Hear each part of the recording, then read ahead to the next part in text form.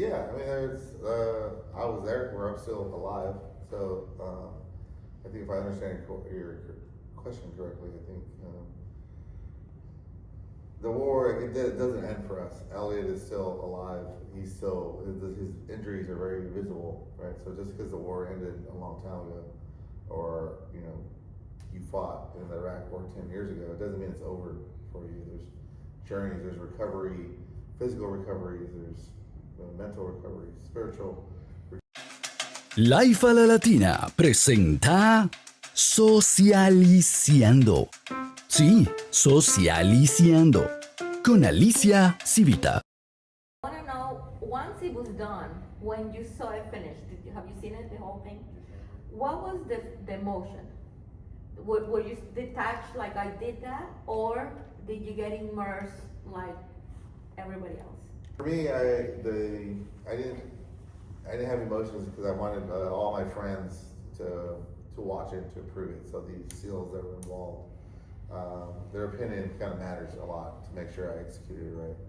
So each time I started to show each person, like, this weight started to come off, like, okay, I did it right, I did it right, I did it. So as you show each person, that's portrayed in the film, that's a lot of weight to carry, a lot of pressure, So it slowly started to just get lighter and lighter. So yeah, I started to feel grateful and proud of them helping these guys executing it.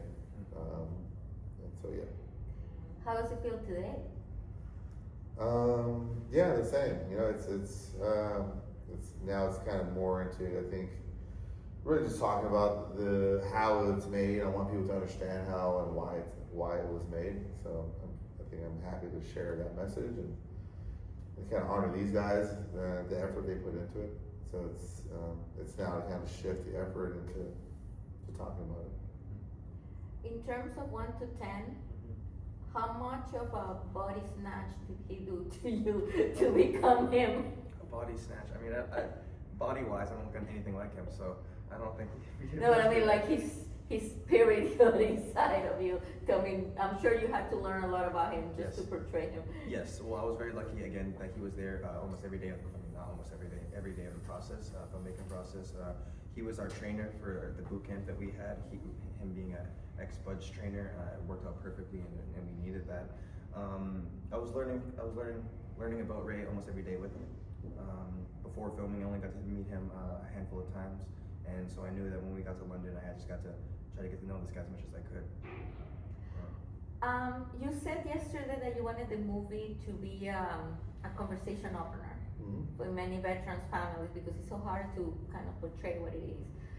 Do you expect also to be a conversation in the country at this moment, in this important moment about veterans again? Yeah, I mean, I was there where I'm still alive. So I think if I understand your question correctly, I think the war it doesn't end for us. Elliot is still alive.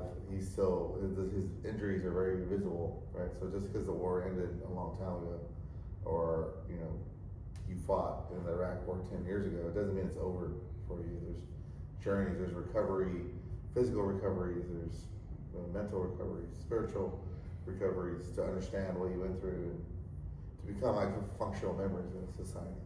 So yeah, it's still like a relevant issue for sure. Your eyes. Oh my God, I think your eyes, as the sound, your eyes in the movie were their own character. Your eyes right now. Your eyes are gorgeous. I mean, is that you conveyed with the eyes so much power in not much dialogue. I think your eyes were the soul of the movie. Wow.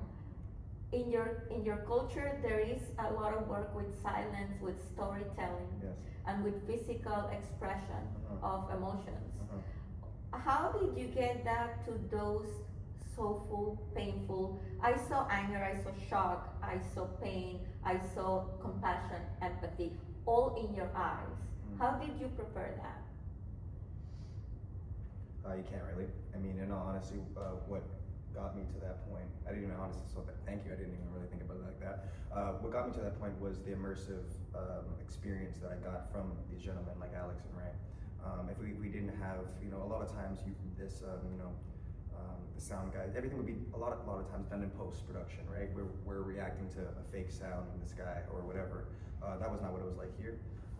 We had some of the military people, shooting rounds off in the air outside. We had, when the grenade goes off when we're just after the IED, debris blasting through the room.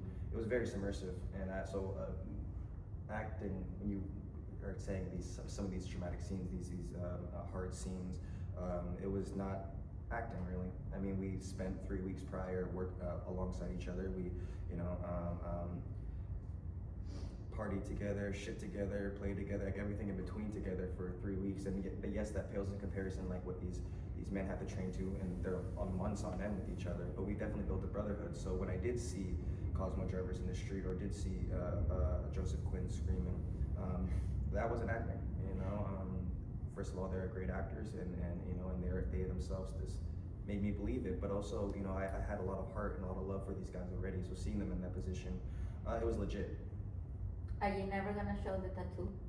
Well, it's under my underwear, so I don't know what channel is appropriate to show the tattoo. But a few of us got tattoos on our arms and shoulders, so Kit Connor could show you his. Yeah, his is more appropriate. Did you have one as well? I did not. No. Smart man. No, you would not. I was. I wasn't invited. Ooh, shade. Something that I thought it was important is that we start this movie showing them as human beings, fun, watching a video. Yes. It's such a powerful way to make us connect with them and with you guys. But it ends with the Iraqi families, with the Iraqis leaving the buildings and the families seeing the destruction. Nobody saw that, I'm thinking. All of you were in the tanks. Why was that there? What was the thought process to show that as well? Yeah, I mean, it's as simple as almost like it didn't mean anything. Right? That happens 20 times a day, every day for 20 years. We go into these people's families' homes and we occupy them. Typically they're for strategic advantages. It's not necessarily have anything to do with them. And we understand that we're taking over their homes, and we try to treat them humanely as possible. And it's just to show kind of, it's not about them, but it's oftentimes we don't interact with them. I don't interact with them a lot. I have my job. I know they exist, and I know they're there, and it's our duty, it's our responsibility to take care of them.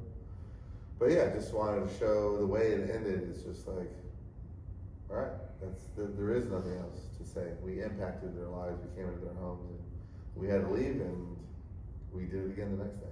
And everybody would take from that whatever they may, as Alex Sure. Garland's movies do. Sure. Last question: how did you manage to get so many internet boyfriends into that cast? Because that was like, oh my God, I don't know who has the biggest fan though. That was just by chance. Yeah, I mean, I think we obviously casted a youthful cast on purpose.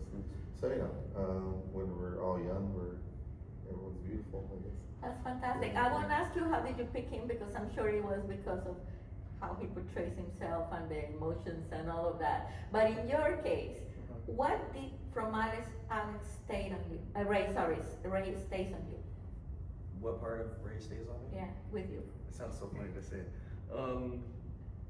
Ray stays with me all the time. He's in me, lives in me. No, seriously. No, seriously, yeah, sorry. Seriously, I mean, in all honesty, Ray's a very stoic man. He's a very funny guy, a great-hearted man. I learned to be a great-hearted man because of this. I learned to be a man because of this, and my own father. But because of this guy, I learned to become a man. And I'm last joking. but not least, you work with Bad Bunny. We're in Miami. We're Latinos. Did you have any scenes with him? No, I didn't. I didn't even know he was on the set. I didn't know half the people who were on that set, but yeah. Bad Bunny's cool though. Shout out, Bad Bunny. At the premiere. Pardon me? You'll see him at the premiere. Will I? Yeah, sure. Sure. If I do, that'd be awesome. There you go. Thank you so much. Thank you.